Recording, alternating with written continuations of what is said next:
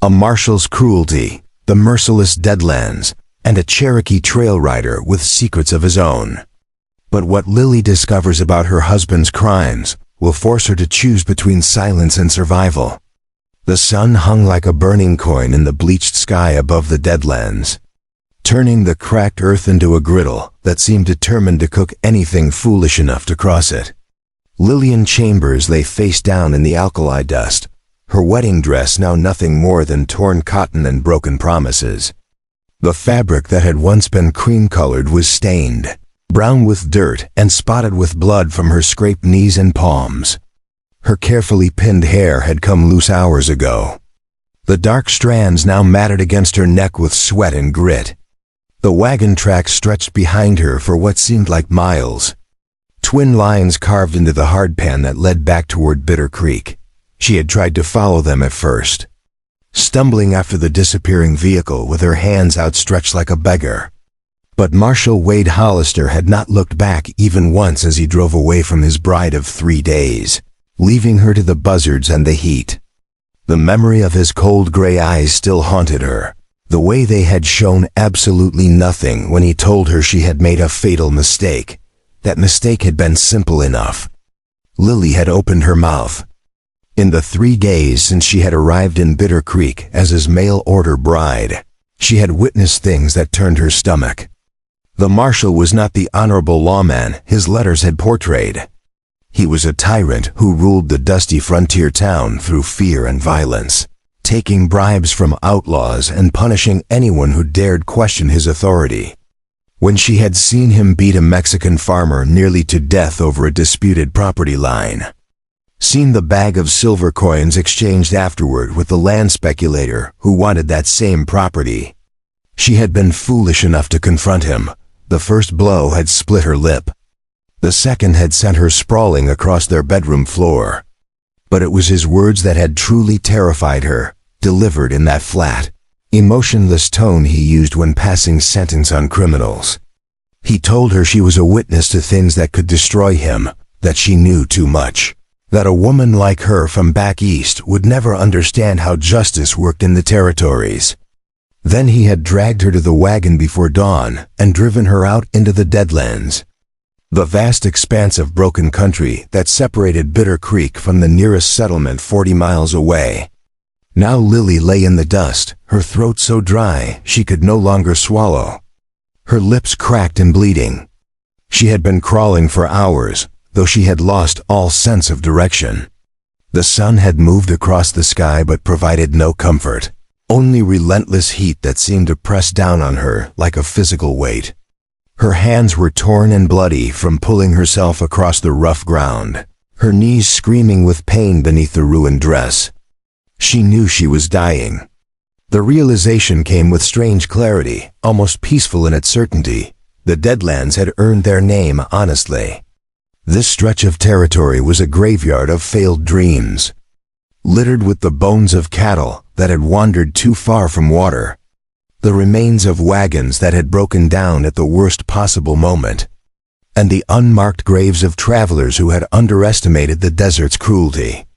The ground here was too alkaline to support much life, beyond the occasional clump of snakeweed or the gnarled forms of dead junipers that looked like wooden skeletons. No water flowed through these parts, no springs bubbled up to offer relief.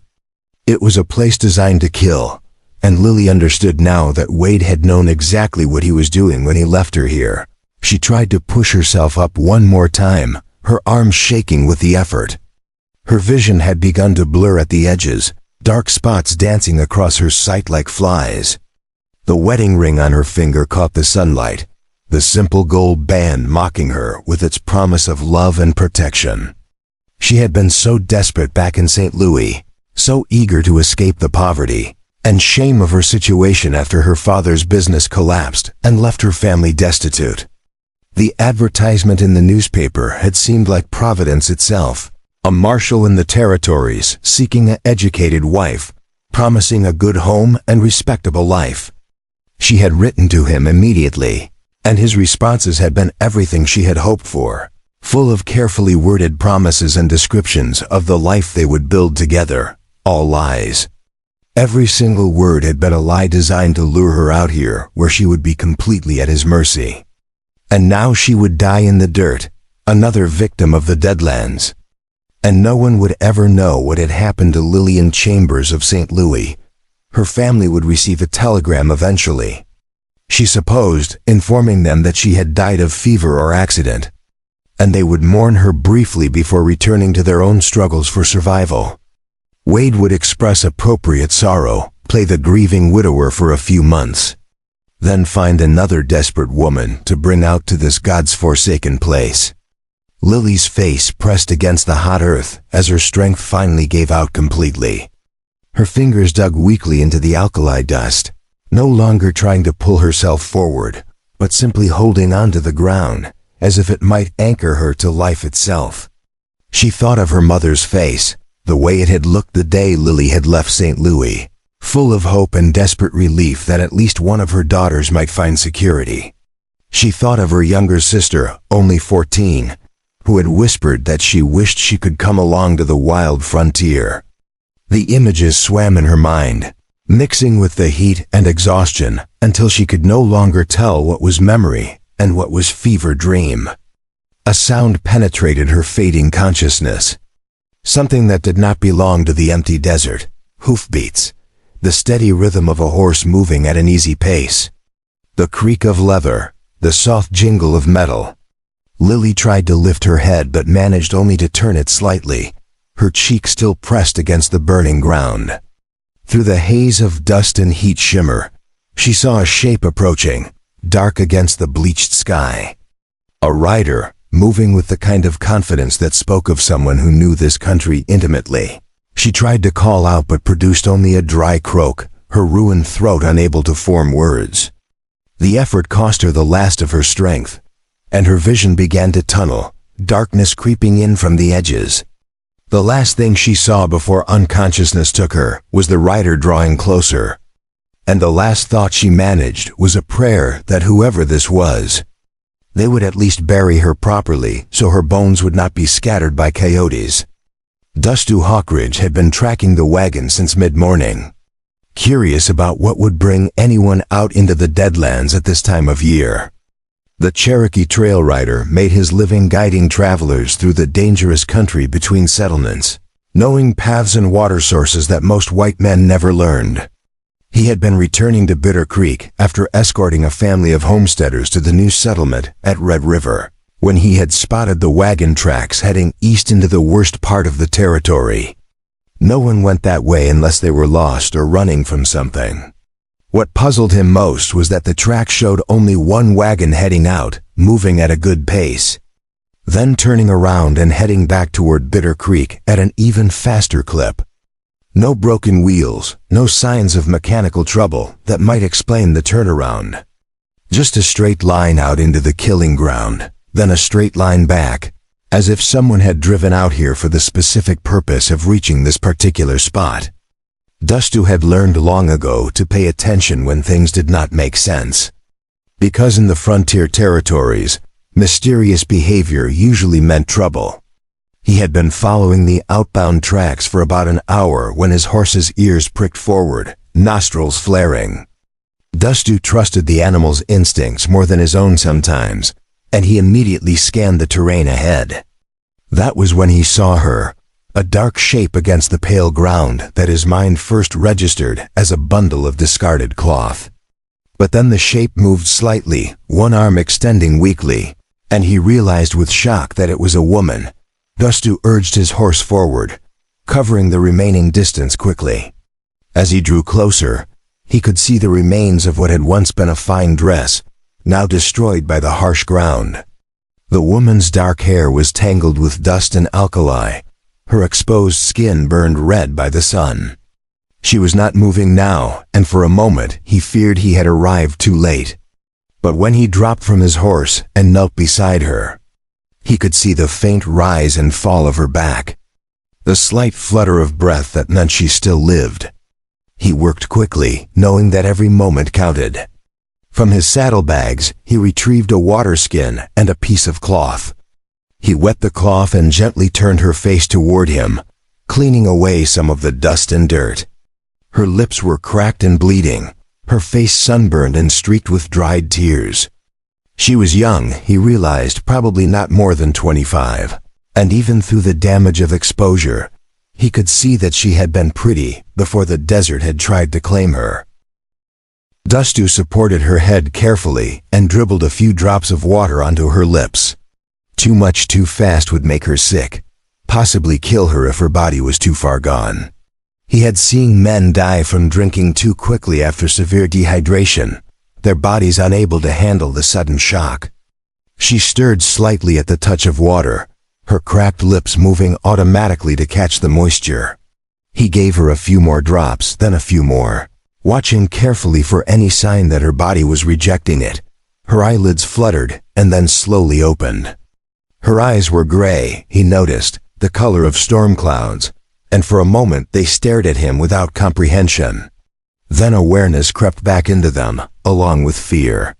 She tried to pull away, her hands coming up weakly in a defensive gesture that told him volumes about what had put her out here. Women did not end up dying in the Deadlands by accident. He spoke to her in English, keeping his voice low and calm. His accent carried the musical cadence of Cherokee underneath the frontier dialect he had picked up from years of working with settlers. He told her she was safe now, that he meant her no harm, that he had water and shade. She stared at him with those gray eyes, and he saw the moment when she made the decision to trust him, or perhaps simply the decision that even if he meant to harm her, it could not be worse than dying of thirst in the sun. Dustu helped her sit up slowly, supporting her weight as her body trembled with weakness. He gave her more water, still carefully rationing the amount, and she drank it like it was salvation itself. When she had drunk enough for the moment, he took stock of her injuries. Her hands and knees were badly torn, her feet blistered and bleeding through the remains of what had once been fancy shoes. The dress had provided some protection from the sun, but her face, neck and forearms were severely burned. She would survive, he judged, but she needed real shelter and care soon. He retrieved a blanket from his saddle and draped it over her shoulders, protecting her burned skin from more sun exposure. Then he helped her to her feet, steadying her when her legs threatened to give out. She was taller than he had expected, nearly matching his own height, and there was something in the way she held herself even now, broken and exhausted, that spoke of inner strength. This was not a woman who gave up easily. Dustu lifted her onto his horse with practiced ease, then swung up behind her. She sagged against him immediately, her body surrendering to exhaustion, now that someone else could carry the burden of staying alive. He turned the horse back toward the west, but not toward Bitter Creek. Something about this whole situation felt wrong, and his instincts were telling him that taking her back to the nearest town might be exactly the wrong thing to do. If someone had deliberately left her out here to die, they would not be happy to see her return. Instead, he guided his horse toward a place he knew, a hidden canyon about 2 hours' ride from here where water flowed year-round from a spring. It was a sacred place to his people, one of the few spots in this harsh country where life could flourish. There he could tend to her injuries properly, and more importantly, he could find out who had done this to her and why. The wagon tracks had been fresh, less than half a day old, which meant whoever had abandoned her might still be close enough to be a threat. As they rode, the woman drifted in and out of consciousness, her body finally able to rest now that survival was no longer solely her responsibility. Dustu kept one arm around her waist, holding her steady against him, while his other hand controlled the horse's reins. He studied the destroyed wedding dress she wore, the gold ring on her finger, the quality of the fabric despite its ruined state. This was a woman of some education and refinement, not a common settler or working girl, which made her presence in the Deadlands even more puzzling. The sun had begun its descent toward the western horizon when they finally reached the canyon. The entrance was narrow, barely wide enough for a horse and rider, hidden behind a tumble of rocks that looked impassable until you knew the path through them. Inside, the canyon opened into a small paradise, cottonwood trees providing shade, grass growing thick beside the stream that ran down the center. It was cooler here, the high walls blocking the worst of the afternoon heat. Dustu dismounted and carefully lifted the woman down, carrying her to a smooth patch of ground beneath one of the cottonwoods. He laid her on the blanket and went to work building a small fire and preparing a camp. From his supplies, he took dried meat and corn cakes, along with herbs that his grandmother had taught him to use for treating burns and injuries. He filled a pot with water from the stream and set it to heat, then gathered more cloth for cleaning and bandaging. When he returned to her side, she was awake again, watching him with those gray eyes. There was wariness in them still, but also a kind of desperate hope that made something tighten in his chest. He had seen many things in his years riding the frontier trails, but there was something about this woman, about her situation, that called to him in a way he did not fully understand yet. He knelt beside her and spoke again, his voice gentle. He told her his name, Dustu Hawkridge, Cherokee Trail Rider. He told her she was in a safe place now, that he would tend to her injuries, and that when she was strong enough, she could tell him what had happened. She listened to every word, and when he finished, she spoke for the first time, her voice rough and broken from thirst and screaming. Her name was Lillian Chambers, she said, but everyone called her Lily. And then, as tears began to roll down her sunburned cheeks, she told him that 3 days ago, she had become the wife of Marshal Wade Hollister of Bitter Creek, and this morning he had tried to murder her. The fire crackled softly as night settled over the hidden canyon, bringing blessed relief from the scorching heat that had nearly claimed Lily's life. Dustu worked methodically, grinding dried herbs between 2 smooth stones while she sat wrapped in his blanket, sipping slowly from a cup of weak broth he had prepared. The warm liquid hurt going down her damaged throat, but she forced herself to drink it, knowing her body desperately needed nourishment. Her hands shook as she held the cup, the burns and cuts on her palms making even this simple task painful.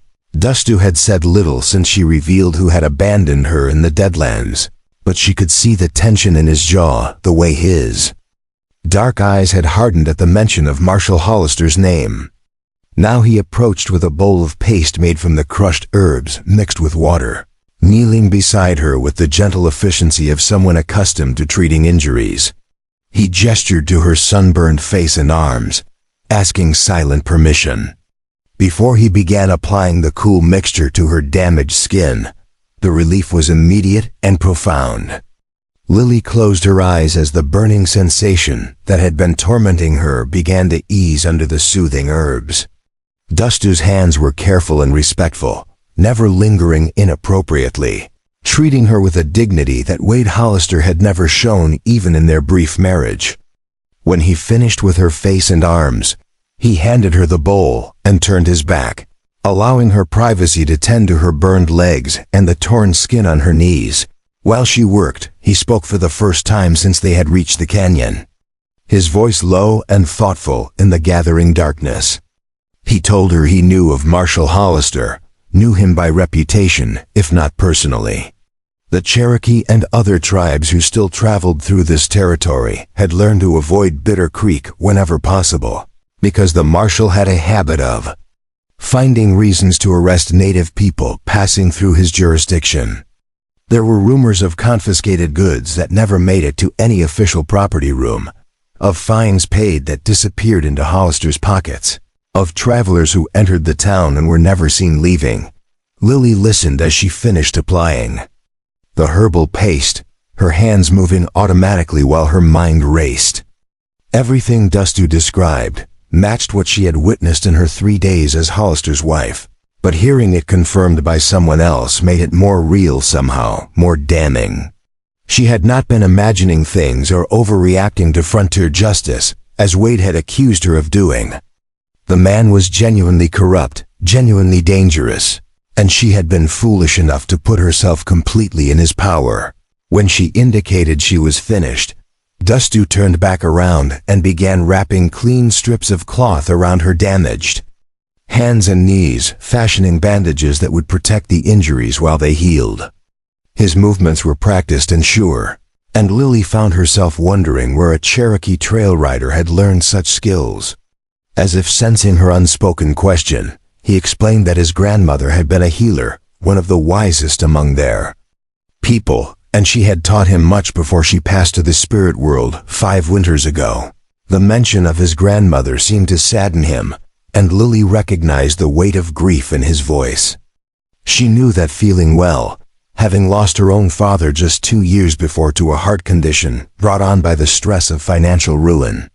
It was that loss, that subsequent poverty, that had driven her to answer Wade Hollister's advertisement for a mail-order bride.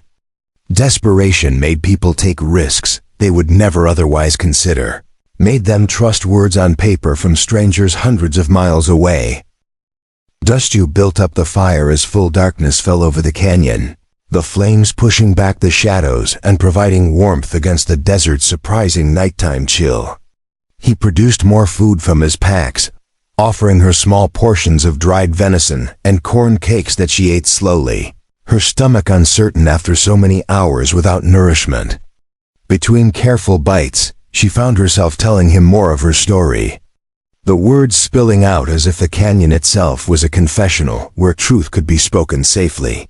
She described her life in St. Louis, the comfortable middle-class existence that had evaporated overnight when her father's importing business collapsed under the weight of bad debts and dishonest partners. She spoke of watching her mother sell off their possessions piece by piece, of her younger sister Clara having to leave the academy where she had been studying music, of the desperate scramble to find any kind of respectable work that might keep them from the poorhouse. Teaching positions were scarce and paid poorly. Needlework brought in barely enough for food, and the specter of true destitution loomed larger with each passing month. The advertisement had appeared in the newspaper on a Wednesday morning, she remembered, placed among dozens of others from men seeking wives in the Western Territories. But Wade Hollister stood out because he identified himself as a marshal, a man of law and authority, and because his words had seemed so much more educated and refined than the others.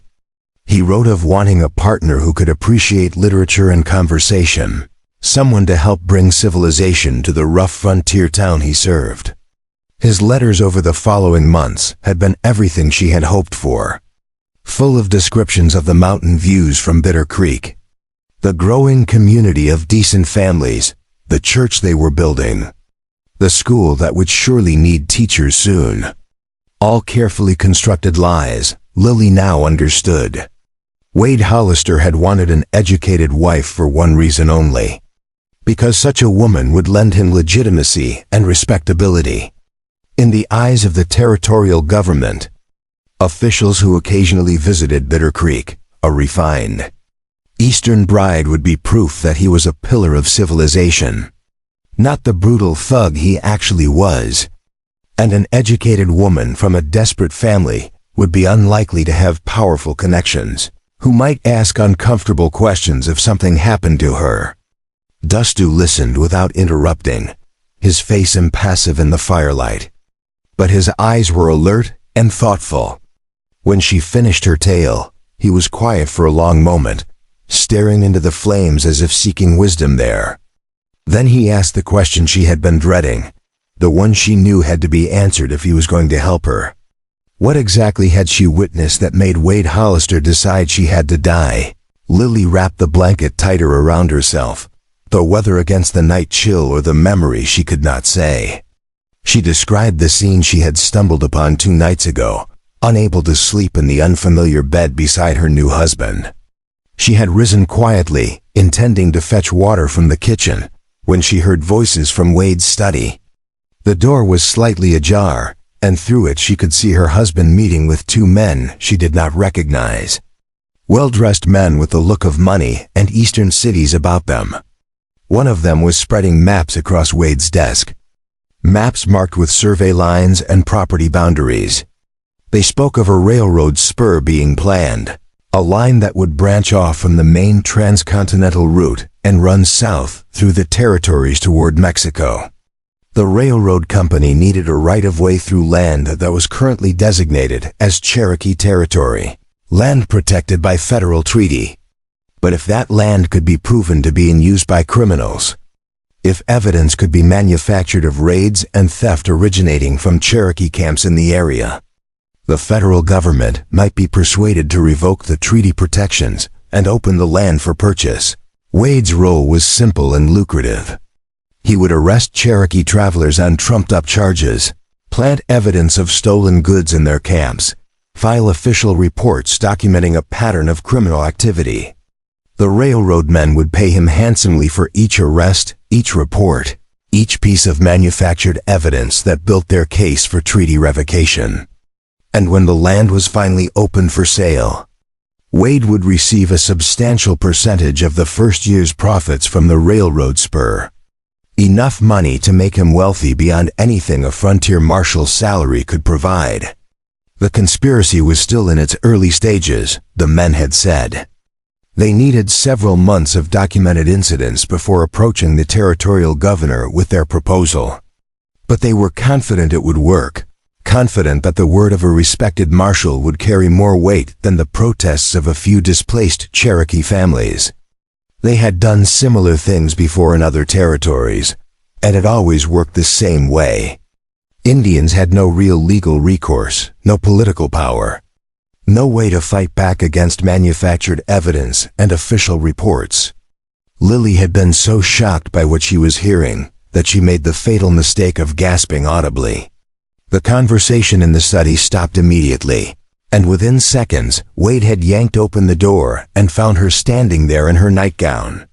The look on his face had been terrifying, cold fury mixed with calculation as he realized his new wife had just become a liability instead of an asset. He had struck her then, the first time but not the last, and dragged her back to the bedroom while the railroad men quickly gathered their maps and departed. For the rest of that night, Wade had paced the room like a caged animal, drinking whiskey and debating aloud what to do about her. He could not simply kill her in town, he reasoned, because questions would be asked about the new bride who died so suddenly and mysteriously.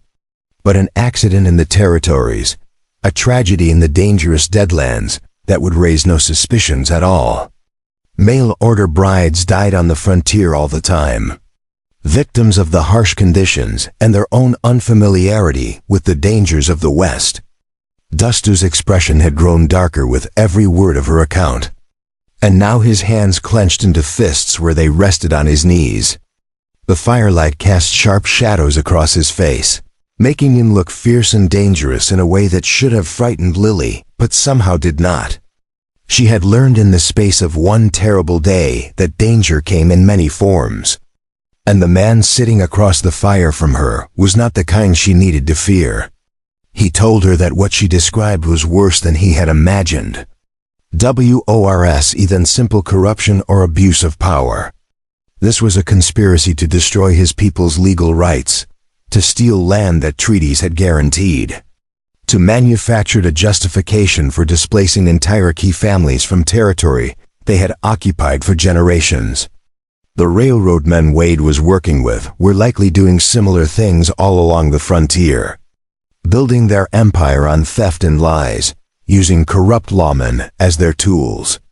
But knowing about the conspiracy and proving it were two different things, Dustu said with grim practicality. Lily's testimony alone would not be enough, not against a marshal with an official badge and the backing of wealthy railroad interests. They would simply claim she was a hysterical woman, perhaps mentally unstable, seeking attention or revenge against a husband who had supposedly wronged her. Without physical evidence, without documentation of the payments and the plan, her accusations would be dismissed as fantasy. Lily felt her brief hope crumbling.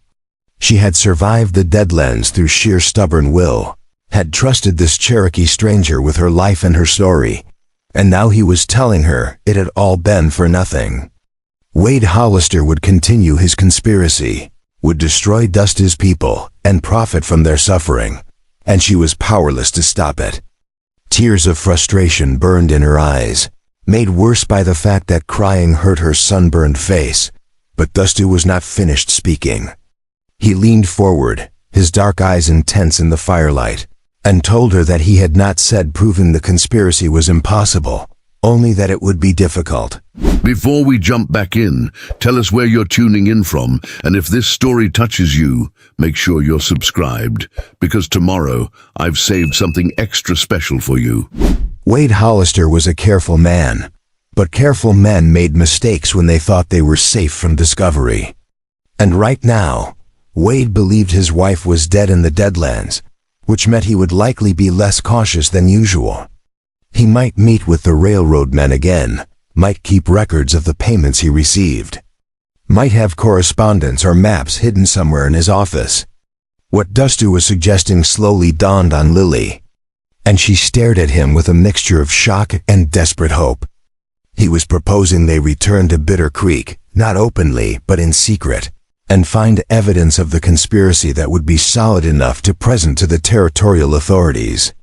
It was dangerous, possibly suicidal, given that Wade would kill her on sight if he discovered she had survived. But it was also the only chance she had of stopping him.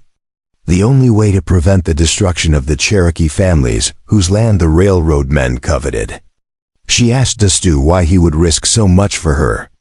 A white woman he had known for less than a day. The wife of a man who was planning to destroy his people. He was quiet for a long moment, poking at the fire with a stick, sending sparks spiraling up into the dark sky. Then he said something that struck her as deeply true, spoken in that thoughtful way he had of considering his words carefully before releasing them into the world. He told her that his grandmother used to say the spirits sometimes put people in each other's paths, for reasons that would only become clear later. That what seemed like chance was often purpose in disguise. He had not been planning to ride through the Deadlands today.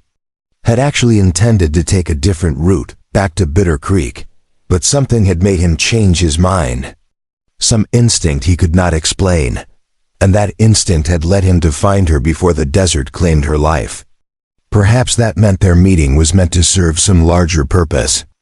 Perhaps they were meant to stop this conspiracy together, or perhaps, he added with a slight smile that softened his stern features, he simply could not stand by and do nothing while corrupt men destroyed innocent lives. Whether those men wore badges or business suits. His grandmother had also taught him that power without honor was worse than no power at all, and that those who had the ability to fight injustice had the responsibility to do so. Regardless of the personal cost, Lily found herself smiling back. The expression pulling painfully at her sunburned lips but feeling necessary nonetheless. Here in this hidden canyon, sitting beside a fire built by a Cherokee trail rider who had saved her life. She felt something she had not felt since leaving St. Louis. She felt like she had an ally. A true partner who saw her as an equal rather than a possession. Wade Hollister had treated her like property to be used and discarded, but Dusty Hawkridge spoke to her as if her thoughts and choices mattered. They talked long into the night, planning their approach. Dusty knew Bitter Creek well from his years guiding travelers through the territory. Knew the layout of the town and the Marshal's office. Knew which townspeople might be sympathetic and which were firmly under Wade's control. He explained that they would need to wait a few days before attempting anything, both to allow Lily time to heal and to give Wade time to settle into his routine, secure in the belief that his problem had been permanently solved during those days. Dusty would teach her how to move quietly through rough terrain, how to read signs and tracks, how to survive in the wilderness if something went wrong and they had to flee. These were skills she would need if they were going to infiltrate Bitter Creek without being seen. And skills that might save her life if Wade discovered them before they could find the evidence they needed. Lily agreed to the plan, though part of her mind still could not quite believe she was plotting to sneak back into a town where the Marshal had tried to murder her. But the alternative was to run, to abandon the Cherokee families to their fate and spend the rest of her life looking over her shoulder, waiting for Wade to somehow discover she had survived and come to finish what he started. At least this way she would be fighting back. taking control of her own fate rather than letting fear dictate her choices. As the fire burned down to embers and exhaustion finally claimed her, Lily lay wrapped in Dustu's blanket under the cottonwood trees, listening to the gentle sound of water flowing through the canyon. For the first time since arriving in the territories as Wade Hollister's mail-order bride, she felt something approaching peace. Tomorrow would bring new challenges and dangers. But tonight she was alive, she was safe, and she was not alone. Dustu sat watch through the night, feeding the fire occasionally and keeping alert for any signs of danger. He had told Lily he would protect her, and he meant to keep that promise. But more than that, he found himself thinking about what she represented. This Eastern woman with her courage and her determination to fight against injustice, even when it put her own life at risk.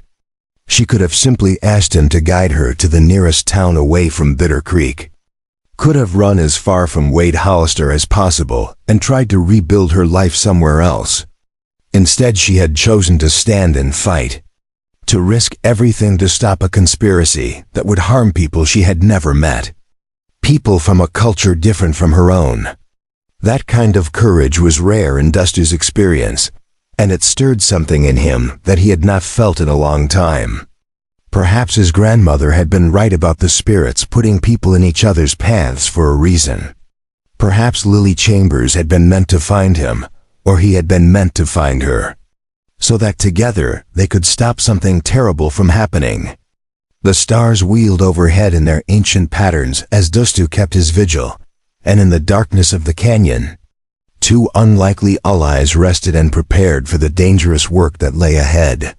4 days had passed in the hidden canyon, and Lily Chambers was learning to see the desert through different eyes. Where she had once perceived only barren hostility, Dustu showed her a landscape rich with life and possibility for those who knew how to read its signs.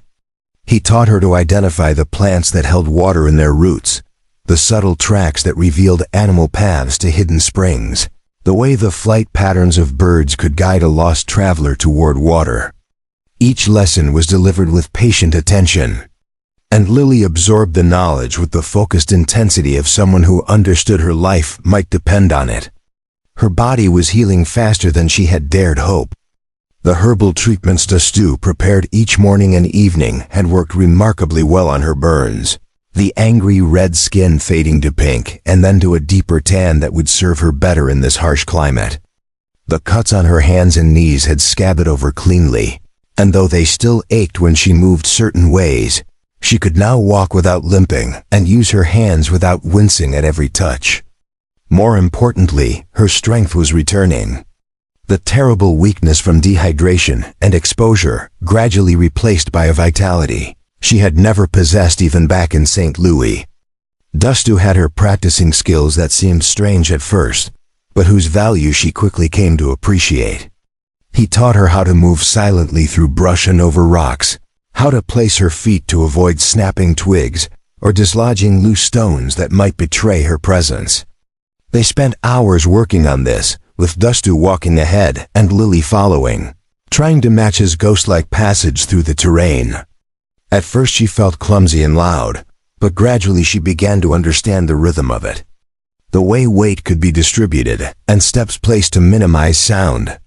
He also taught her to read the landscape for cover and concealment, pointing out how shadows fell at different times of day, which rocks and vegetation could hide a person from view, how to use the contours of the land to move unseen.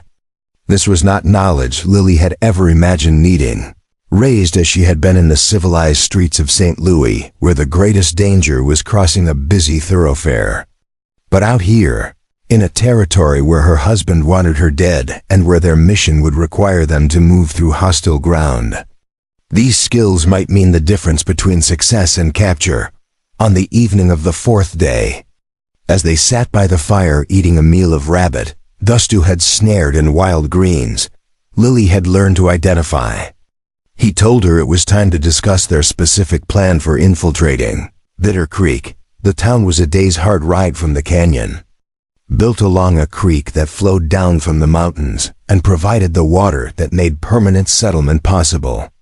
The Marshal's office and his living quarters occupied a two-story building at the center of town, a position that allowed Wade Hollister to maintain surveillance over the main street and exert his authority over everything that happened in his jurisdiction. Dustu had been thinking carefully about how to approach the problem, and his plan was both bold and risky. They would enter Bitter Creek after dark, using the cover of night to reach the Marshal's office unseen. While Wade would certainly be alert to any obvious threats, he would not be expecting his supposedly dead wife to return, which gave them a critical advantage. Dustu knew a route that would bring them to the back of the building, where a small window opened into Wade's private office. If they could gain entry through that window, they would have access to his desk, his files, any documents or correspondence he might have kept regarding the railroad conspiracy. The greatest danger would come if Wade happened to be in the building when they attempted their infiltration, or if he returned while they were inside.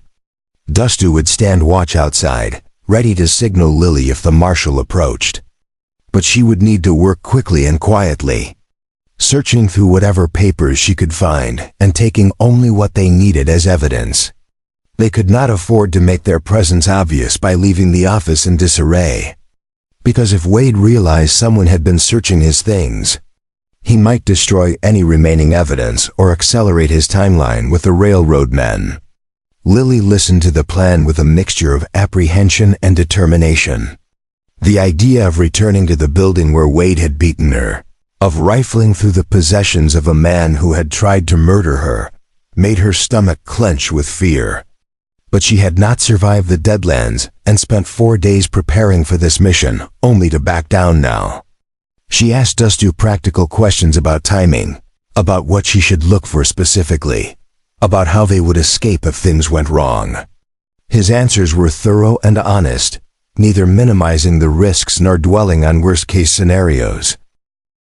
They would leave the canyon before dawn the next morning, Dustu explained, riding hard to reach the outskirts of Bitter Creek by nightfall.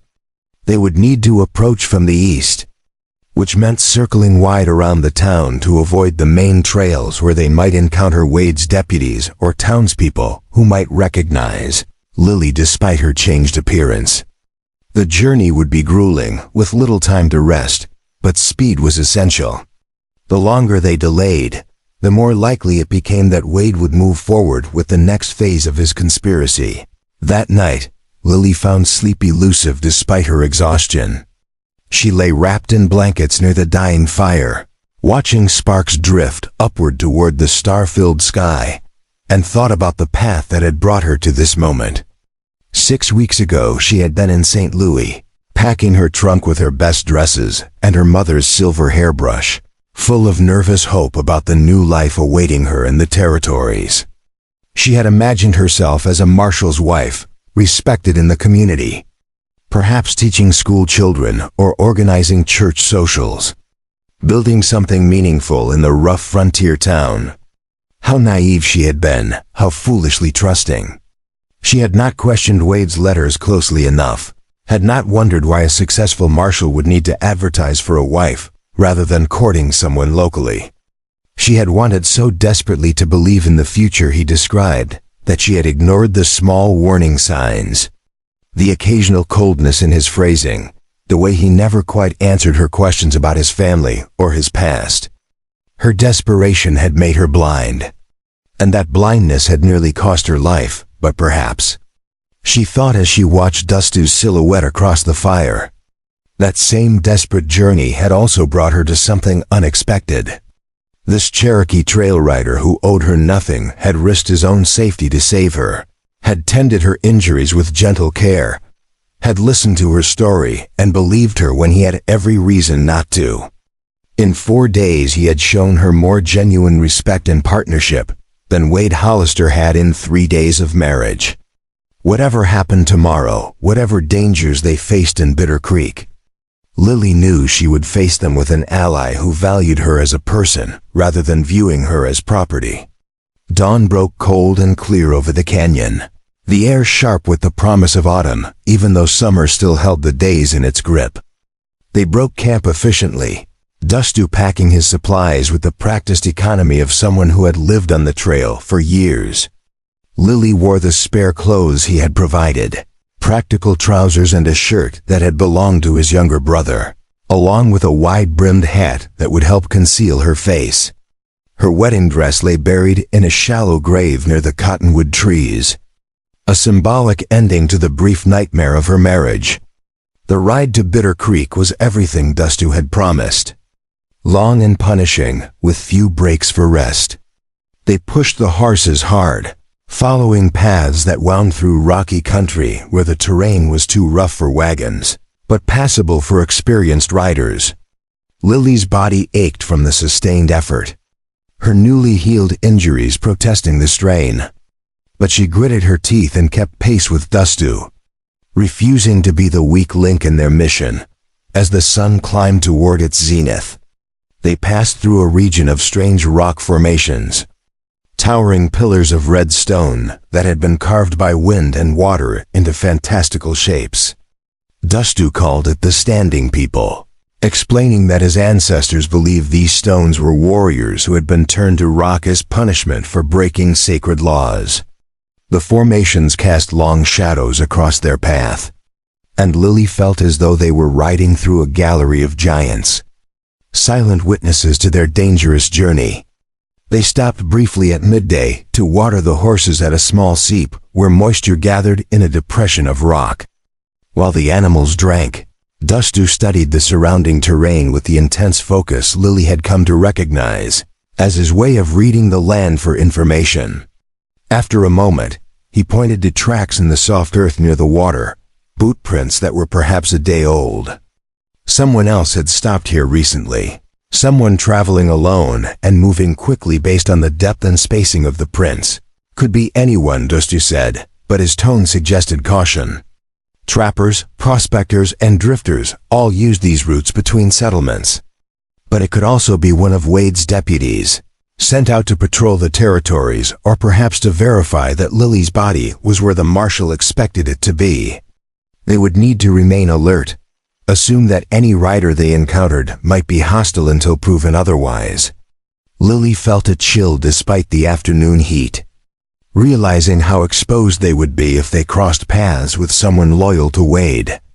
The final hours of riding took them through increasingly familiar territory as they approached Bitter Creek from the east. Lily recognized landmarks she had seen during the wagon ride that had brought her from the distant railroad depot to her ill-fated wedding, though seeing them now from a different angle made them strange and new. That ridge had been on her left before, now it was on her right. That dry wash had looked so different in the bright hope of morning than it did now in the calculating assessment of evening. Dustu called a halt when they were still 2 miles from town, guiding their horses into a small ravine where they would be hidden from casual observation. The sun was setting, painting the western sky in shades of orange and purple, and he wanted to wait for full darkness before approaching closer. They made a cold camp, eating dried meat and corn cakes without the comfort of a fire that might give away their position. As twilight deepened into night, Dustu reviewed the plan one final time, making sure Lily understood exactly what she needed to do. The window they would use for entry was on the back side of the Marshal's office, facing a narrow alley that separated the building from the general store next door. Dustu had scouted this route on a previous visit to Bitter Creek and knew it offered reasonable concealment, though they would have only seconds to slip from the street into the alley without being observed. Once inside the office, Lily would have perhaps 20 minutes to search before the risk of discovery became too great. She should focus on the desk first, particularly any locked drawers, then move to file cabinets or strongboxes if time permitted. What she was looking for specifically were documents that proved the conspiracy. Correspondence with the railroad men, records of payments received, maps showing the Cherokee land they planned to seize. Anything that would demonstrate Wade Hollister was being paid to manufacture evidence and file false reports. Dustu had provided her with a leather satchel that would fit under her shirt, Large enough to carry papers, but small enough not to be obvious if she had to move quickly. She was to take only what they needed, leave everything else exactly as she found it, and get out within the time limit, regardless of whether she had found damning evidence or not. As they prepared to move, Dustu placed both hands on Lily's shoulders and looked directly into her eyes, his expression serious in the starlight. He told her that if anything went wrong, if she was discovered or trapped, she should not try to fight. Wade Hollister would kill her without hesitation if he caught her, and no evidence was worth her life. If Dustu gave the signal that danger was approaching, she was to leave immediately through the window, taking whatever she had found or nothing at all. They could always try again another time, but only if she survived. Lily nodded her understanding, though part of her wondered if they would truly get another chance if this attempt failed. Wade would be far more cautious if he realized someone was investigating him, might move or destroy evidence, might accelerate his conspiracy before they could stop it. But she kept these thoughts to herself, knowing that Dustu's concern came from genuine care for her safety rather than tactical miscalculation. She squeezed his hand briefly, a gesture of gratitude and trust, then followed him into the darkness as they began their careful approach to Bitter Creek. The town appeared before them like a scattered collection of lights, windows glowing yellow against the black landscape, the shapes of buildings darker masses against the star-filled sky. They moved slowly now, using every bit of cover the terrain provided, pausing frequently to listen for sounds that might indicate other people nearby. Dogs barked occasionally in the distance, and once they heard voices from what sounded like the saloon on the main street. But otherwise the night was quiet. They reached the edge of town and paused in the shadows behind the livery stable, giving themselves a moment to study the layout and plan their final approach. From here they could see the back of the Marshal's office, a dark silhouette against the slightly lighter sky. No lamp burned in the window, Dustu had indicated, which suggested Wade was either absent or in a different part of the building. The alley between the office and the general store was a strip of deeper darkness, a corridor of shadow that would hide their movements if they were quick and quiet.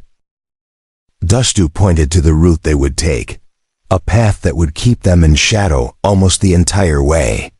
They would move one at a time, with him going first to make sure the way was clear, then signaling Lily to follow.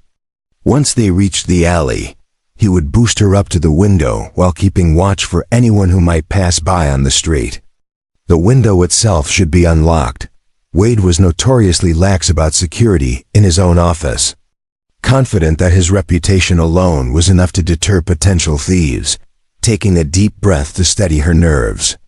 Lily watched as Dustu slipped from their hiding place and glided across the open ground toward the alley. His movements were fluid and silent, barely more than a moving shadow, and within seconds he had pressed himself against the wall of the general store, hidden in the darkness. After a moment, he raised one hand in the signal they had agreed upon, and Lily forced herself to move, her heart hammered as she crossed the exposed space, certain that at any moment someone would shout or a lamp would suddenly illuminate her presence. But the night remained quiet, and then she was in the alley beside Dustu, her back against the rough wooden wall, breathing hard from fear rather than exertion. He gave her an approving nod, then moved to the window and examined it closely, checking for any new locks or obstructions. Finding none, he turned and made a stirrup with his hands, ready to lift her up to the windowsill. Lily placed her boot in his interlocked fingers and pushed upward as he raised her smoothly until she could grasp the window frame. The window slid open with only a soft scrape of wood on wood, and then she was pulling herself through, trying to move quietly despite the awkwardness of climbing through a narrow opening. She landed inside the office in a crouch, her eyes adjusting slowly to the deeper darkness within. The room smelled of tobacco smoke, leather, and something else, a scent she recognized as Wade's particular cologne, and for a moment, the familiar odor threatened to paralyze her with remembered fear. But she forced herself to breathe slowly and focus on her mission. She was not the helpless mail-order bride anymore, not the woman who had been beaten and abandoned. She was here with purpose, with an ally waiting outside, and she would not let fear control her. The desk was exactly where Dustu had described, a large wooden piece that dominated the center of the room. Lily moved toward it carefully, her hands extended to avoid bumping into furniture in the darkness.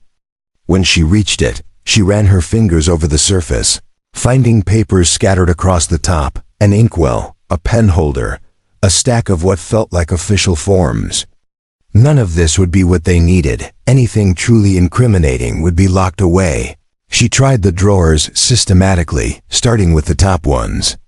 The first 3 opened easily, revealing only mundane supplies, more blank forms, and a bottle of whiskey.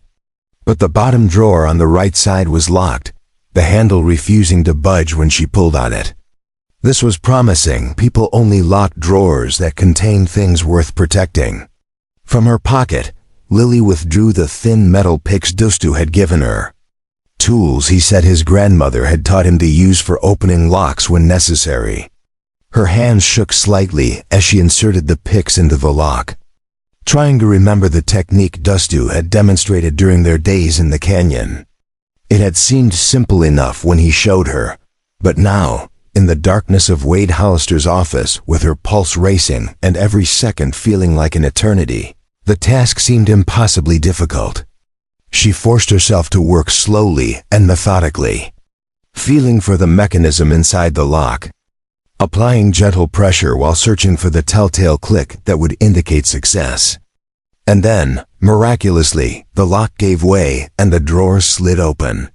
Lily's breath caught in her throat as she reached inside, her fingers finding a leather portfolio that felt heavy with papers.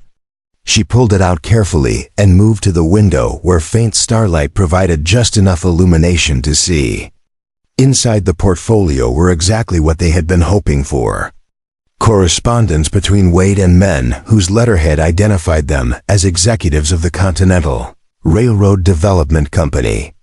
Lily's hands trembled as she held the letters up to the faint starlight, her eyes scanning the words that confirmed everything she had told Dustu and more. The correspondence was meticulously organized, spanning several months and detailing payments already made to Wade Hollister for services rendered. $500 for the arrest of a Cherokee family on fabricated theft charges. $300 for filing a report claiming stolen cattle had been traced to a native camp. $750 for testifying before a territorial judge that Cherokee raiders had attacked a freight wagon, though Lily now understood no such attack had ever occurred. But it was the most recent letter that made her blood run cold. Dated just 4 days ago, the day before Wade had driven her into the Deadlands, it outlined the next phase of the conspiracy. The railroad executives were pleased with Wade's work so far and were ready to move forward with the larger plan. Within 2 weeks, Wade was to orchestrate a major incident that would justify military intervention. Something dramatic enough to convince the territorial governor that the Cherokee presence in the region represented a genuine threat to settler safety. The letter suggested burning a homestead and blaming it on native raiders, perhaps with casualties to make the story more convincing. The casual way they discussed murdering innocent people, creating tragedy for profit, made Lily's stomach turn. These men viewed human lives as nothing more than obstacles to their wealth, problems to be eliminated through deception and violence. And Wade Hollister, the man who wore a badge and claimed to represent justice, was their willing instrument. She carefully folded the letters and placed them in the leather satchel, her hands steadier now that anger was replacing fear. She turned her attention back to the drawer, finding more documents beneath where the portfolio had rested. There was a ledger book that recorded all the payments Wade had received, with dates and amounts that corresponded to the letters. There were also maps, the same one she had glimpsed that night through the study door, showing Cherokee territory marked with red lines and notations about survey routes and land values. She took everything, stuffing the satchel until it bulged with evidence. More than enough to destroy Wade Hollister and expose the conspiracy. A soft whistle from outside froze her in place. The signal Dustu had taught her that meant someone was approaching. Lily's heart leaped into her throat as she quickly closed the drawer and locked it again, her fingers fumbling with the picks in her haste. The lock clicked shut just as she heard voices from the front of the building. Wade's distinctive harsh tone cutting through the night, speaking to someone about checking the cells in the jail section of the building. She moved toward the window with desperate speed, no longer concerned about silence, but only escape. Preparing and narrating this story took us a lot of time, so if you are enjoying it, subscribe to our channel. It means a lot to us now. Back to the story. The satchel bumped against her ribs as she climbed onto the windowsill, and for one terrible moment, she thought she might not fit through the opening with the bulk of papers beneath her shirt. But then Dustu's hands were there, gripping her arms and pulling her through. And they were both dropping into the alley just as lamplight bloomed in the office behind them. They ran, abandoning caution for speed, racing down the alley toward the deeper darkness beyond the town's edge. Behind them, Lily heard Wade's voice raised in anger, shouting something she could not make out. And then the sound of the office window being thrown fully open. He had discovered the open window, would know immediately that someone had been inside, would likely check the drawer within seconds and realize his carefully kept records were gone. Dustu pulled her sharply to the left into a narrow gap between two buildings that she had not even seen in the darkness. They pressed themselves into the confined space, hardly daring to breathe, as footsteps pounded past their hiding place. Wade was in the street now, bellowing for his deputies, his voice carrying that edge of fury Lily remembered too well from the night he had beaten her. More voices joined his, men responding to their Marshal's summons. And within minutes it seemed like half the town was awake and searching. They could not stay where they were. Dustu whispered, his lips close to her ear. Wade would organize a systematic search of every building and alley, and this gap was too obvious a hiding place once they started looking properly. They needed to reach the horses and get clear of town before the search expanded to the outskirts. He took her hand and led her deeper into the narrow space, which she now realized ran all the way through to the next street. A gap created by sloppy construction that the builders had never bothered to close. They emerged on a quieter street, away from the commotion on the main thoroughfare where Wade was organizing his manhunt. Moving quickly but not running, which would attract attention, they made their way toward the edge of town using a route that kept them in shadows and away from the areas where lights burned and voices called out. Twice they had to freeze and wait while deputies hurried past, too focused on their assigned search areas to notice two more shadows among the many that filled the night. The ravine where they had left the horses seemed impossibly far away, though Lily knew it was less than a mile from the edge of town. Every step felt exposed, certain that at any moment someone would spot them and raise the alarm. The satchel full of documents pressed against her ribs like a brand, evidence of their theft that would condemn them both if they were caught. Wade would not hesitate to kill them, would probably claim they had resisted arrest or been caught in the commission of some fabricated crime. But then they were beyond the last buildings, moving into the open country where darkness was their ally rather than their enemy. Dustu increased their pace to a ground-eating jog, a pace Lily struggled to maintain with her still healing body, but she gritted her teeth and forced her legs to keep moving. Behind them, Bitter Creek was fully alive now, lamps burning in every building and the sounds of the search echoing into the night. They would discover the horses' tracks come morning, would know which direction the thieves had fled. But by then Dustu and Lily would have hours of head start. They reached the ravine and found the horses right where they had left them, the animals alert but calm. Dustu helped Lily mount, then swung up onto his own horse with fluid grace. And they were moving again, pushing the animals into a canter that carried them away from Bitter Creek and into the vast darkness of the territories. The stars wheeled overhead, indifferent to the human drama unfolding beneath them, and the desert night wrapped around them like a cloak. They rode for 2 hours before Dustu finally allowed them to slow to a walk, giving the horses a chance to catch their breath. Behind them, there was no sign of pursuit yet, though both knew it would come with the dawn. Wade Hollister would not let this theft go unpunished, could not afford to let evidence of his crimes reach the authorities. He would come after them with everything he had, and he would be utterly ruthless in his determination to recover the documents. Lily pulled out the satchel and opened it, needing to verify that they had truly gotten what they came for, that the desperate flight had been worth the risk. In the faint starlight, she could see the edges of papers, the corner of the ledger book, the folded maps. It was all there, every piece of evidence they needed to destroy Wade's conspiracy and save the Cherokee families from displacement. Relief washed over her so powerfully that she felt tears prick her eyes. Dustu watched her, his expression soft with something that might have been pride or respect or perhaps both. He told her she had been brave in the office, quick thinking and steady under pressure, and that many experienced scouts would have panicked when they heard Wade's voice so close. She had performed like someone born to this harsh country, not like an Eastern woman who had arrived in the territories less than 2 weeks ago. His words warmed her more than she would have expected. Praise from this man meaning something in a way that compliments from her old life in St. Louis never had. But they were not safe yet, Dustu cautioned, his tone becoming serious again. They had the evidence, but they still needed to get it to someone who had the authority and integrity to act on it. The nearest territorial judge was in Fort Prescott, 3 days' hard ride to the northeast. That judge, a man named Samuel Blackwood, was known to be honest and fair-minded, someone who could not be bought or intimidated by railroad money. If they could reach him and present this evidence, he would have the authority to issue warrants for Wade Hollister's arrest and launch an investigation into the railroad company's activities. 3 days, Lily repeated, the enormity of it sinking in. 3 days of riding with Wade and his deputies hunting them.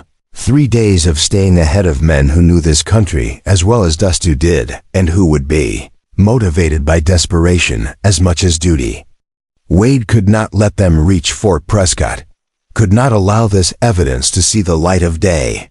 He would push his men and horses to their limits, would probably send riders ahead to cut off the most direct routes, would use every advantage his badge gave him to recruit help from settlers and other lawmen.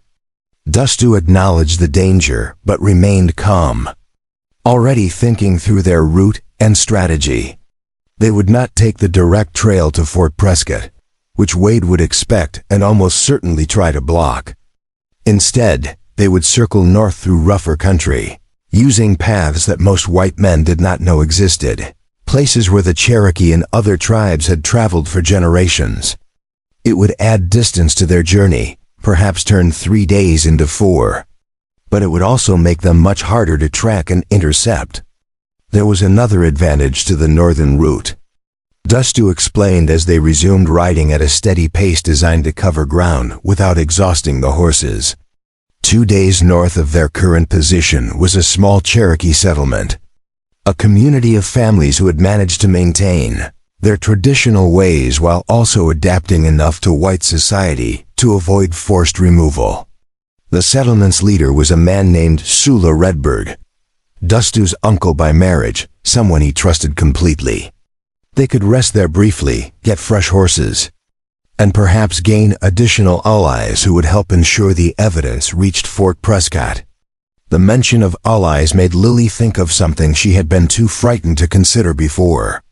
She asked Dustu if he thought Wade would try to send men ahead to Fort Prescott itself, perhaps to bribe or threaten Judge Blackwood before they could arrive. It was a chilling possibility, the idea that even reaching their destination might not guarantee safety if Wade moved quickly enough to corrupt the very authority they were counting on. Dustu had considered this as well, he admitted, but thought it unlikely Wade would risk such a bold move. Going after a territorial judge directly would draw attention from higher authorities, might trigger investigations that even railroad money could not stop.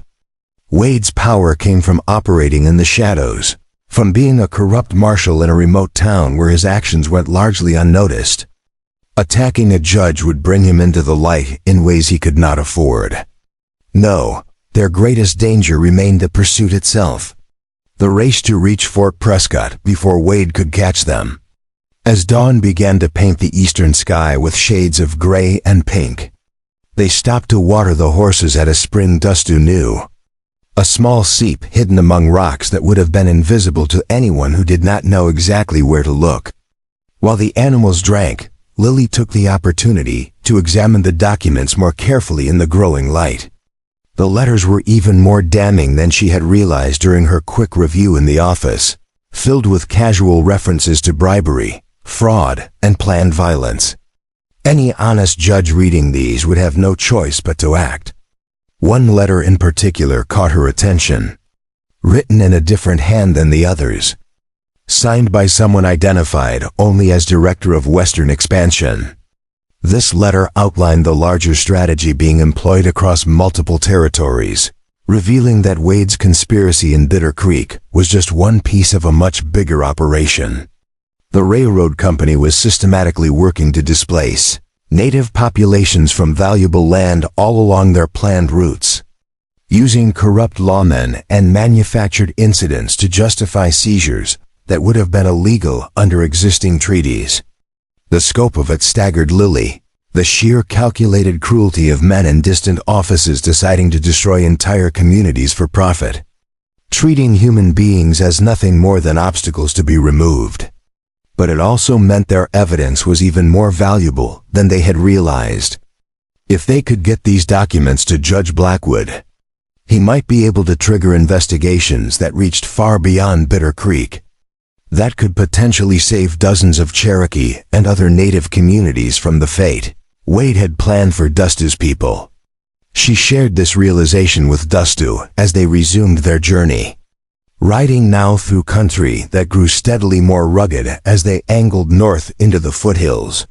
He listened carefully, his expression grave, and when she finished he was quiet for a long moment. Then he told her something that explained much about why he had been willing to risk so much to help her. His own family had been victims of exactly this kind of conspiracy 10 years earlier, when he was barely more than a boy. A different railroad company had wanted land where his band was living, Dustu said, his voice carefully controlled but unable to hide completely the old pain beneath the words. They had used the same tactics, bribing a local Indian agent to file false reports of theft and violence, creating justification for military removal. Dustu's father had tried to fight the accusations through legal means, had even traveled to meet with territorial officials to plead their case. But the wheels had already been set in motion, and one autumn morning soldiers had arrived to force the relocation. His father had resisted, not with violence, but simply by refusing to leave, standing in front of their home and declaring that this was Cherokee land by treaty, and they had done nothing wrong. The soldiers had shot him where he stood, claimed later that he had been armed and threatening, though Dustu and his mother and siblings had all witnessed the truth. His mother had never recovered from watching her husband murdered, had died the following winter in the harsh conditions of the relocation camp. Dustu and his siblings had survived, had eventually been allowed to drift back to the territories. But his family had been destroyed by men like Wade Hollister acting on orders from men like the railroad executives. Lily felt tears on her cheeks as he finished his story, understanding now the depth of his commitment to stopping this conspiracy. This was not just about helping a stranger in need or fighting abstract injustice. This was personal, a chance to prevent other families from suffering what his family had endured, perhaps even a kind of justice for his murdered father and dead mother. She reached out and placed her hand on his arm, a gesture of shared grief and shared purpose, and he covered her hand briefly with his own.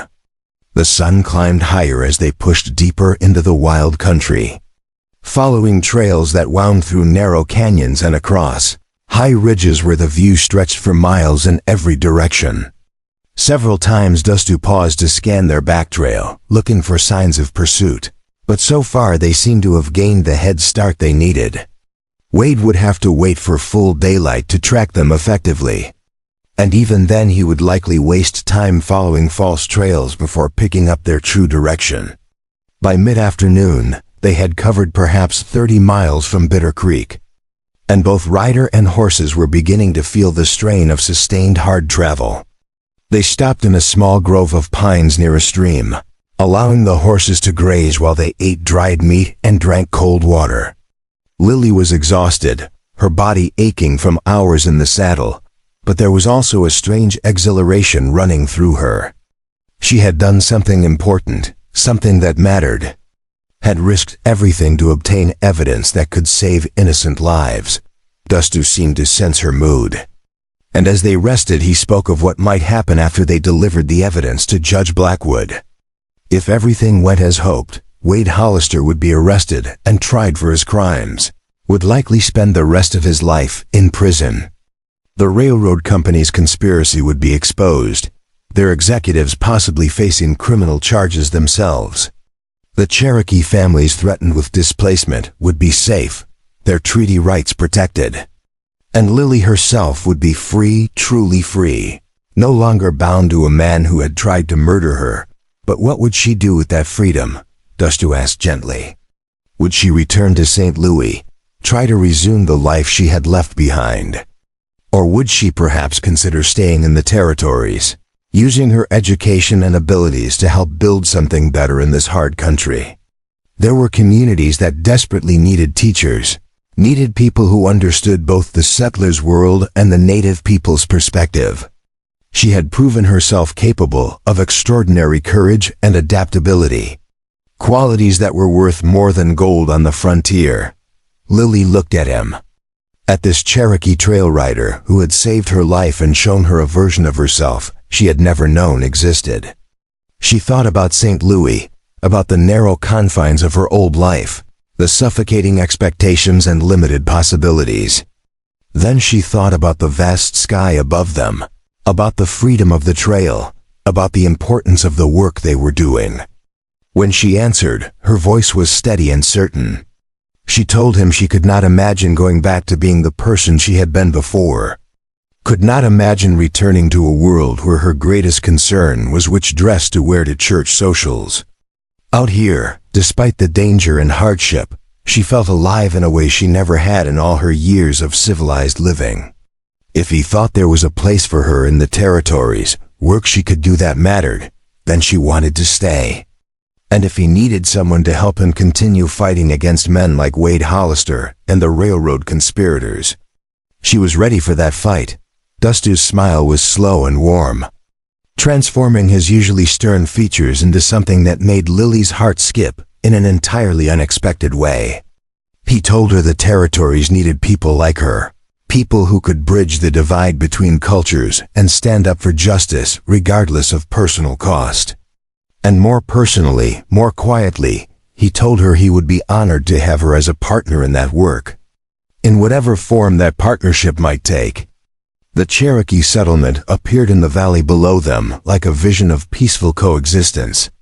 Tipis arranged in traditional patterns alongside several log cabins that spoke of adaptation to the changing times. Smoke rose from morning fires, and Lily could see people moving about their daily tasks.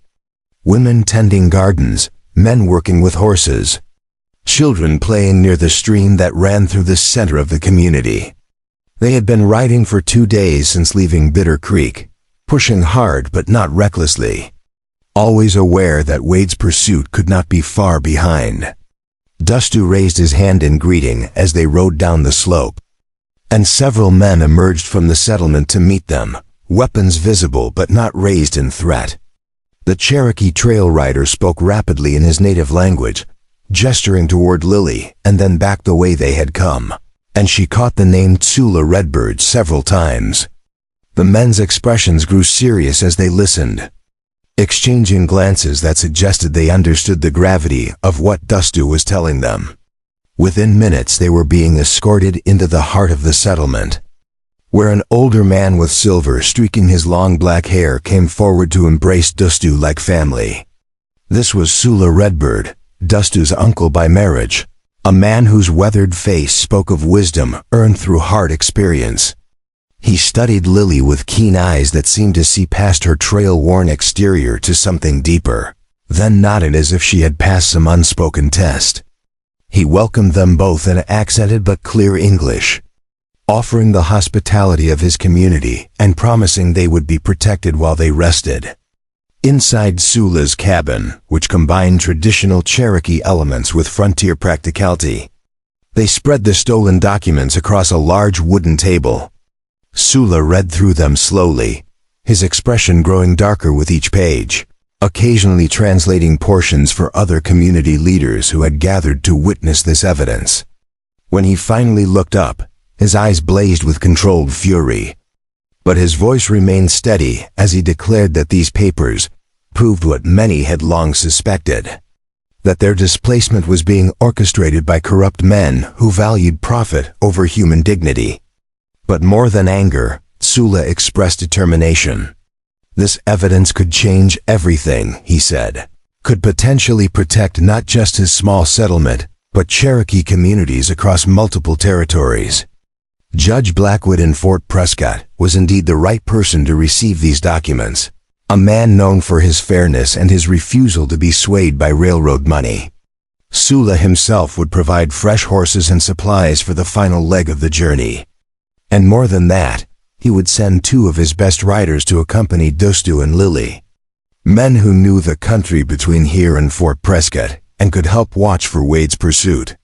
Lily slept that afternoon in a guest cabin, exhaustion finally claiming her now that they were temporarily safe. When she woke near sunset, she found clean clothes laid out for her, practical traveling garments that fit far better than Dustu's borrowed brother's clothes. She also found food waiting, a rich stew and fresh bread that tasted like heaven after days of dried meat and hasty meals.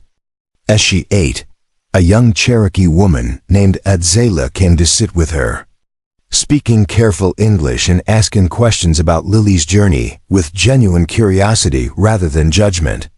Adzela was perhaps 20 years old, married to one of the men who would be riding with them tomorrow. And she spoke frankly about the fear that hung over the settlement. They had all heard stories of what happened to communities that stood in the way of railroad expansion, had lost friends and relatives to forced relocations and manufactured conflicts. The evidence Lily and Dustu had stolen represented hope that maybe, just maybe, the pattern could be broken this time. When Adzela left, she squeezed Lily's hand and called her sister, a term of respect and acceptance that brought tears to Lily's eyes. That evening, the settlement gathered for a meal that felt like celebration despite the serious circumstances. There was music from traditional instruments Lily did not recognize, singing in the Cherokee language that stirred something deep in her spirit, even though she could not understand the words. Dustu sat beside her, translating occasionally, explaining that the song spoke of resilience and hope, of surviving hardship and protecting what mattered most. She watched him in the firelight, seeing him now not just as her rescuer but as a man connected to community and tradition, someone with deep roots in this land. Later, as they walked together along the stream under a sky brilliant with stars, Dustu spoke of his hopes for the future. If they succeeded in exposing Wade's conspiracy, if the evidence led to meaningful change in how the territorial government dealt with railroad companies and corrupt officials, it could open possibilities that currently seemed impossible. Perhaps communities like Sula's could exist without constant fear of displacement. Perhaps Cherokee and settlers could find ways to coexist that honored both cultures. It was an idealistic vision, he acknowledged. But recent days had taught him that sometimes idealism coupled with courage could achieve remarkable things. Lily listened and found herself imagining being part of that future, using her education to teach children from both cultures, helping bridge the divide between peoples who had too often viewed each other only as threats. The woman she had been in St. Louis would never have conceived of such a life, but that woman seemed to belong to a different person entirely now.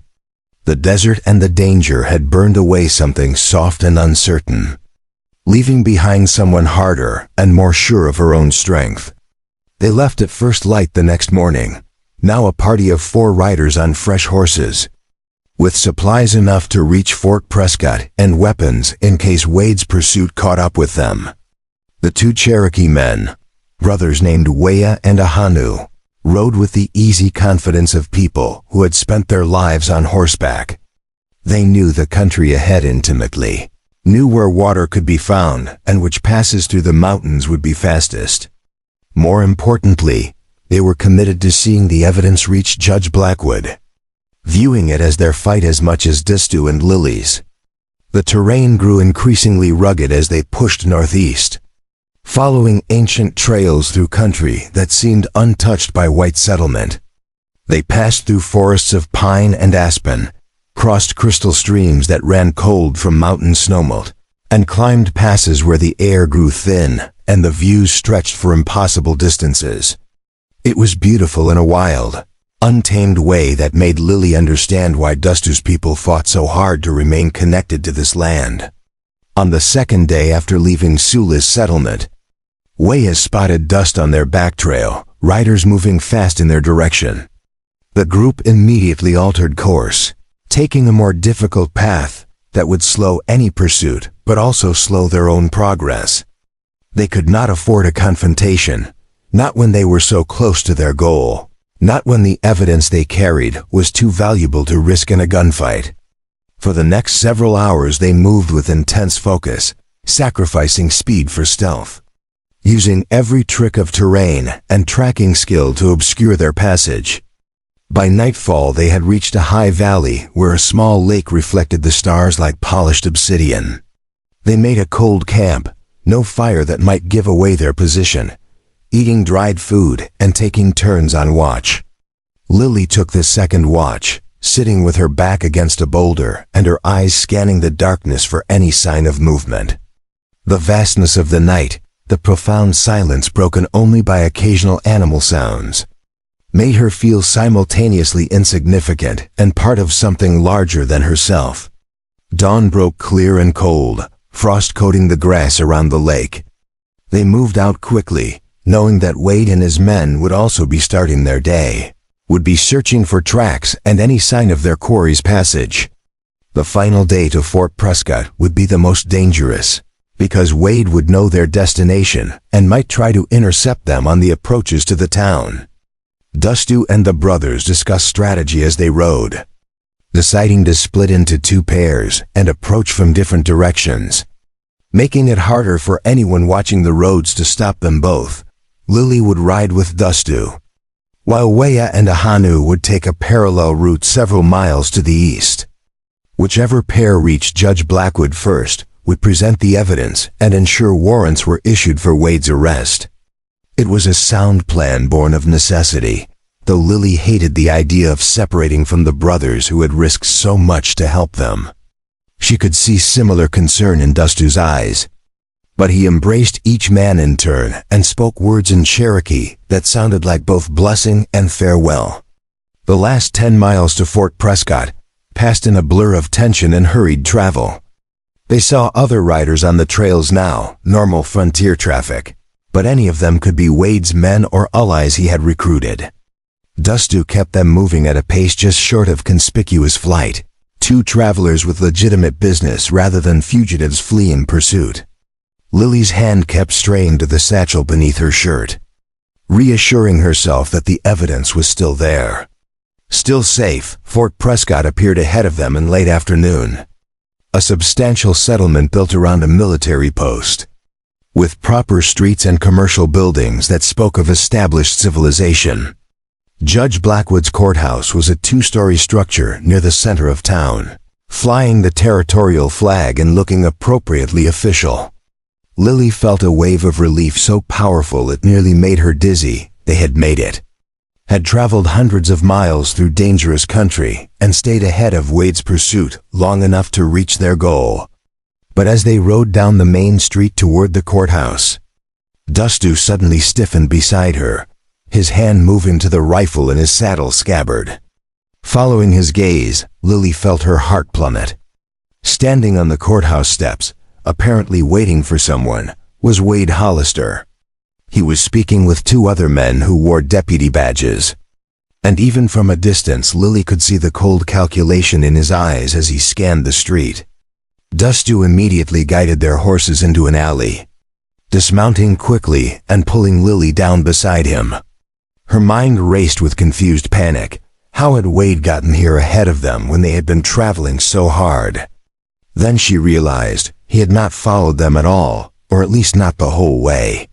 He had guessed their destination and ridden straight here by the fastest route, gambling that he could reach Fort Prescott first and position himself to intercept them when they arrived. It was a bold move, one that demonstrated just how desperate he was to prevent this evidence from reaching Judge Blackwood. They could not approach the courthouse directly now, not with Wade watching for them. But they also could not wait, because every moment of delay gave Wade time to organize a more thorough watch, to recruit more men to his cause, to find ways to prevent them from reaching the judge. Dustu thought quickly, then outlined a new plan. He would create a distraction that drew Wade's attention to one side of the courthouse, while Lily used the opportunity to slip in through a back entrance he had noticed on their approach. It was risky, would leave her alone and vulnerable. But it might be their only chance. Lily wanted to argue, wanted to insist they stay together. But she recognized the logic of his plan even as she hated the necessity of it. She took the satchel from beneath her shirt and clutched it tightly, then looked at Dustu with all the gratitude and trust and something deeper she did not have time to examine. He met her gaze, and for a moment, the world contracted to just the two of them. Two people who had found each other in desperate circumstances and forged something rare and valuable. Then he was moving, striding out into the street with apparent casualness. A Cherokee man walking through a white settlement going about his business. But Lily saw how he positioned himself to be visible from the courthouse steps, saw Wade's head turn sharply at the sight of him. She heard Wade shout something, saw deputies start to move in Dusty's direction. And she used that moment to slip from the alley toward the back of the courthouse, moving with all the stealth he had taught her in the canyon days ago. The back entrance was unlocked, opening into a hallway that smelled of wood polish and paper. Lily moved quickly through the building, her heart hammering so hard she thought it might burst from her chest. She passed offices with closed doors, climbed a staircase to the second floor where a sign indicated judges' chambers. At the end of the hall, a door stood partly open, and through it she could see a man in formal clothes sitting at a desk, writing something in a large book. She knocked, barely able to breathe, and the man looked up with surprise. He was perhaps 60 years old, with silver hair and sharp, intelligent eyes beneath bushy eyebrows. Before he could speak, before he could question who she was or how she had entered his chambers, Lily blurted out the essential truth. Her name was Lillian Chambers. She was the supposed widow of Marshal Wade Hollister of Bitter Creek. And she had evidence of a conspiracy involving railroad companies, corrupt lawmen, and a plan to illegally displace Cherokee families from treaty-protected land. Judge Samuel Blackwood's expression shifted from surprise to intense focus. He gestured for her to close the door and sit, his demeanor becoming that of a man accustomed to hearing difficult truths. As Lily spread the stolen documents across his desk, her words tumbling out in a rushed explanation of everything that had happened, she saw his face harden with each revelation. He examined the letters carefully, cross-referenced them with the ledger book, studied the maps with growing anger. When she finished her account, including the part about Wade being downstairs at that very moment, trying to intercept them, Judge Blackwood stood and moved to his window. He looked down at the street below for a long moment, then turned back to Lily with an expression of grim determination. He told her that what she had brought him was explosive, evidence of crimes that reached far beyond one corrupt marshal, crimes that implicated powerful interests and would require careful handling to prosecute successfully. But he promised her that he would handle it, would issue warrants immediately and send telegrams to territorial authorities, who needed to know about the larger conspiracy. There was a commotion from downstairs, raised voices and the sound of a scuffle. Lily's heart leaped, knowing it must be connected to Dustu, to whatever confrontation had developed from his distraction. Judge Blackwood moved quickly to his door and called for his clerk, instructing the man to summon the military commander from the fort immediately and to bring deputies he knew personally to be trustworthy. Then he did something Lily had not expected. He handed her a loaded pistol from his desk drawer and told her to stay in his chambers until he returned. The next 30 minutes were among the longest of Lily's life. She sat in Judge Blackwood's leather chair, holding the pistol with hands that trembled despite her best efforts to remain calm, listening to sounds from below that she could not quite interpret. Voices raised in argument, the heavy footsteps of multiple people, once what might have been a gunshot, though she could not be certain.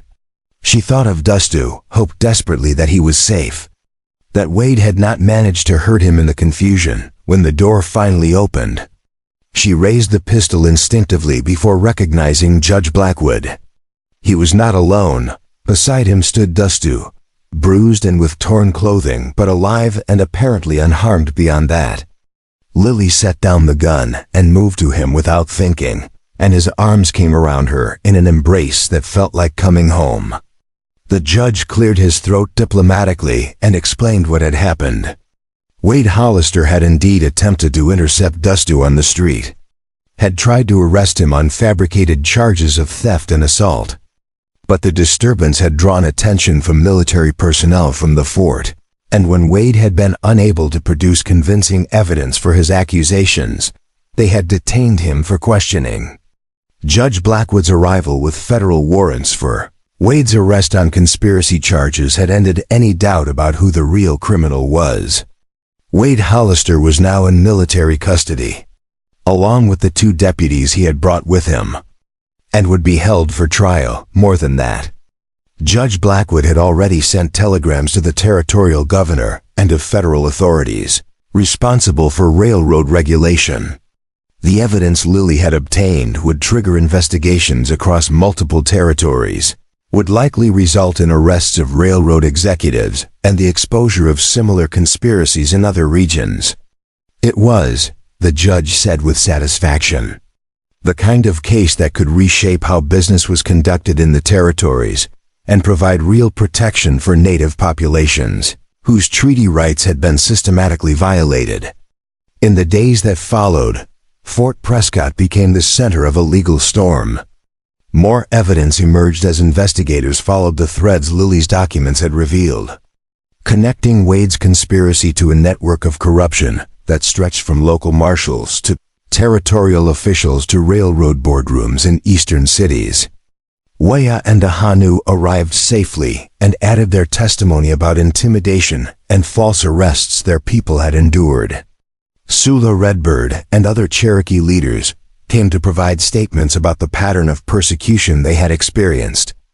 Lily found herself at the heart of it all, her testimony crucial because she could describe firsthand what she had witnessed and heard in Wade's office.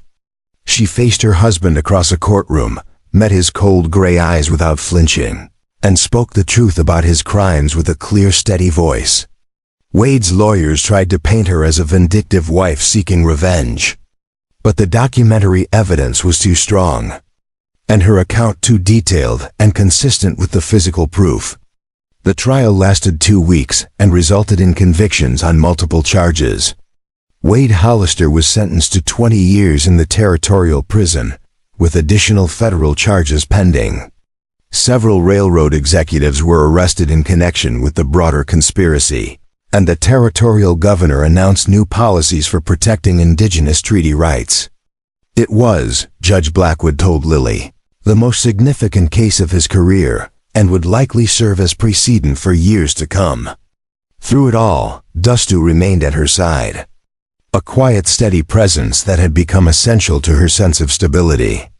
When the legal proceedings finally concluded, he asked her the question that had been hanging between them unspoken for weeks.